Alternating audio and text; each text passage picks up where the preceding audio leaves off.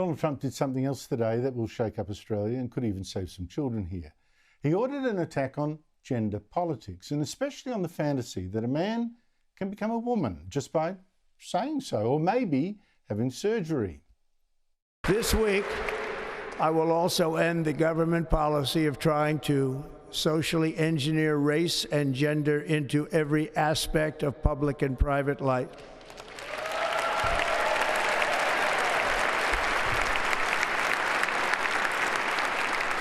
We will forge a society that is colorblind and merit-based.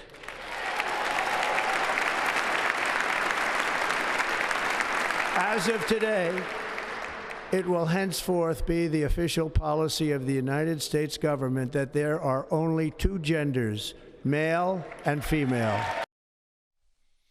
Joining me is the panel, child psychologist Claire Rowe and Danica DiGiorgio, host of a very own show here on Sky at 5 p.m. on Fridays. Claire, there are actually two aspects of this I want to talk about tonight. The first, this is not just about culture wars. This is also about ending an ideological crusade that has even some children mutilated if they decide, look, I'm of the opposite sex or an indeterminate sex. This has to be good, doesn't it? And has to be followed by action in Australia at last. Yes, I agree, Andrew. And I think my take on this today was I think it's a very sad reflection of a society when we actually need executive orders from a president. They're not laws, but they're a very strong direction to direct state-run institutions and government departments away from multiple genders and radical gender ideology. And I think, like most things, there was a very, very brief moment there in history where the conversation around gender was actually about supporting the very few minority of people with gender distress and transgender people, which I will always advocate are treated with respect and dignity. But I think somewhere very quickly, without really the general public realising it, the movement very much shifted. And what started, I think, as a call for inclusiveness and understanding transformed into this ideological mandate for people. I mean, it didn't demand respect for differing opinions. It actually demanded conformity, and that if you didn't conform to that, even if that went against your own beliefs, values, religion, your own scientific understanding, any dissent has been met with hostility. And so the conversation has become one-sided. And as you said, as regards to children, as a child psychologist, I've been concerned about this for years. The absolute age that gender ideology is being taught is just absurd on a developmental and cognitive level, that 5-year-olds are trying to work out who they are. They couldn't possibly grapple with the question of, what pronouns would you like to use today? It doesn't make any scientific sense, and that's what we need to come back to.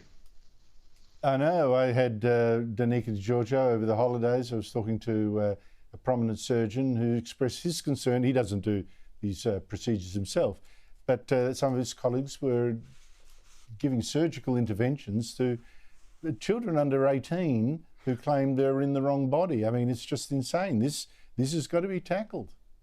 Well, of course it's got to be tackled, because these kids are going to one day wake up and it's going to cause them more harm. It is extraordinary that we have to have executive orders by a president of the United States just to identify what really is actually very simple, that there is a man and there is a woman. And I think what's happened is that the left have really hijacked the debate over the years, Andrew, and they've turned it into a real warped ideology under the guise of tolerance and acceptance, wanting to feel good about themselves due to sheer self-loathing. And this has started when men started identifying as women and started going into female-only spaces, meaning that women, the rights of women and girls, became absolutely useless. We are so far behind the United States when it comes to this. We've got politicians, Labor politicians around the country who can't even say what a woman is. And we've got self-ID laws whereby if you are a trans person, you don't have to have the surgery to change your gender on on your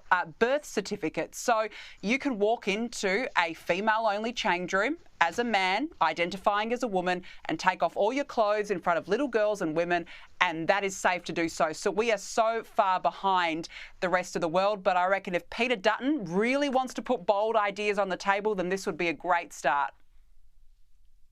Trump is also saying, Claire, that he wants an end to treating people differently depending on their race or gender. Treat them on their merits instead, he said. It was interesting, it was on Martin Luther King Day, where famously Martin Luther King said, you know, judge people by the content of the character and the colour of their skin. And that's, of course, in contrast to our Prime Minister's own department, which is an inclusion diversity office and backs affirmative action programs. Again, do you think we need this kind of approach here? Well, I think the vast majority, the mandate, as Dutton would have it, are crying out for it.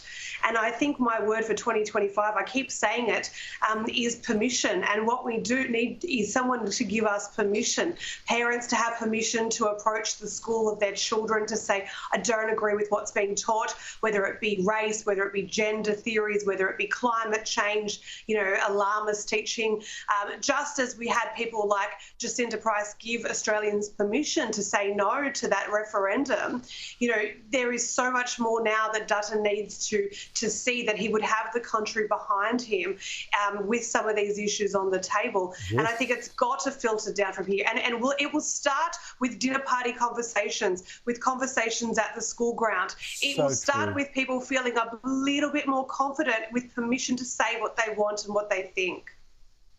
Let's hope it starts just there with Claire Rowe. Danica? Oh, look, I completely agree with Claire. I mean, we can only dream that the woke DEI mind virus will be eradicated from this country, but we are so far behind again. It was only a couple of days ago where Anthony Albanese was proudly boasting that he had the most amount of women in his cabinet after that recent cabinet reshuffle. Yes. So it's not based on merit, it's based on gender quotas, because the Labor Party have had gender quotas for decades in that party. And as I mentioned earlier, the other issue is that there are Labor politicians who don't know what a woman is. And secondly, we've got the fate of this country in the hands of people who were not picked on merit, but picked purely on their race. And look how it's worked out across the world. You've got Kamala Harris was a DEI pick. That went well. Jaguar went woke recently. Look how that happened. Bud Light Beer tried to sell beer from a trans person. Again, we're going down that path. And one more comment I would make on this, Andrew, is I wonder how many companies in Australia who have DEI policies. I'd like to know what their rationale is, and I guarantee you they won't even be able to tell us why.